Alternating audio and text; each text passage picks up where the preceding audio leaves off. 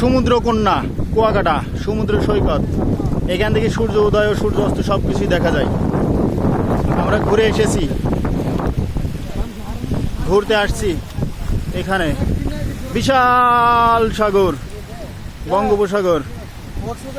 সাগরের কোনো অহংকার নেই, যেন সাগরের কাছে দাঁড়াইতেই যেন পাটা ধোয়ায় দেয়।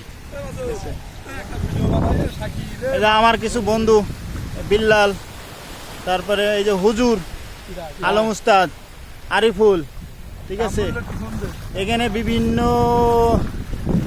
দূর দূরান্তর থেকে এটা সবাই দেখার জন্য আসে। আসলে এই সাগরের যে বিশালতা, এখানে না আসলে, না দেখলে বোঝা যাবে না।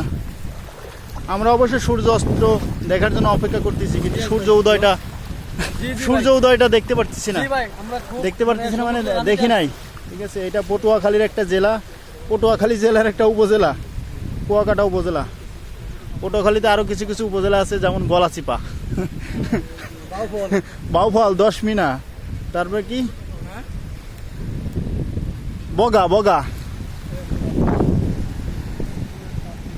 এই যে এইগুলো আছে জিআই ব্যাগ দিয়েছে, যাতে এই যে সমুদ্রের ভিতরে যে বালু, এগুলো যে ছোট ছোট ঝিনুক, কি সুন্দর, দেখলেই মন ভরে যায়। সমুদ্র সৈকত দেখলে যেন খাওয়া দাওয়ার কথা মনে থাকে না, সময় যে কখন কমনি চলে যায় কিছুই বলা যায় না। এতই ভালো লাগার একটা জায়গা।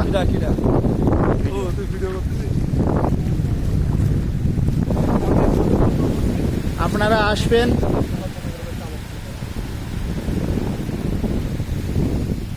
এবং ঘুরবেন, দেখবেন। সাগরের জায়গা একটা বিশাল ঢেউ। অবশ্য সকালের দিকে এর থেকে এর যে চাইতো আরো অনেক বেশি ঢেউ ছিল, দেখলেই যেন মন ভরে যায়। এখানে বাংলাদেশ তথা সারা বিশ্বের লোকজন এখানে আসে, ভ্রমণ পিপাসু লোকজন।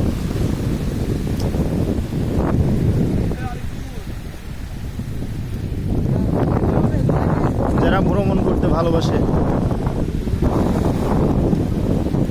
দেখার মতন একটা জিনিস, মন ভরে যাবে। আপনি খুব অল্প খরচে এখান থেকে ঘুরে আসতে পারেন। এটা কুয়াকাটা শহর থেকে এখানে দূরত্ব 75 কিলোমিটার। বাসে আপনার ভাড়া নেবে 150 টাকা, লোকাল বাসে 2 ঘন্টা মতন সময় লাগবে। রাস্তা একটু খারাপ আছে তো।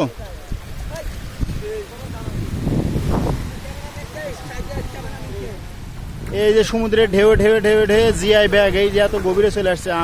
আমরা অবশ্য সকালবেলা গোসল করতেছি। সকালবেলা যখন গোসল করি, তখন ওই যে কিনারায় যে বসার যে জায়গাগুলো দেখা আছে, ওই জায়গাগুলোতে আমরা পানির ভিতরে ডুব মারিছি।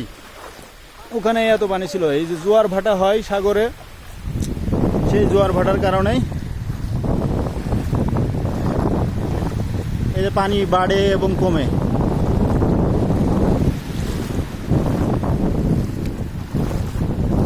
দেখলেই যেন মন ভরে যায়।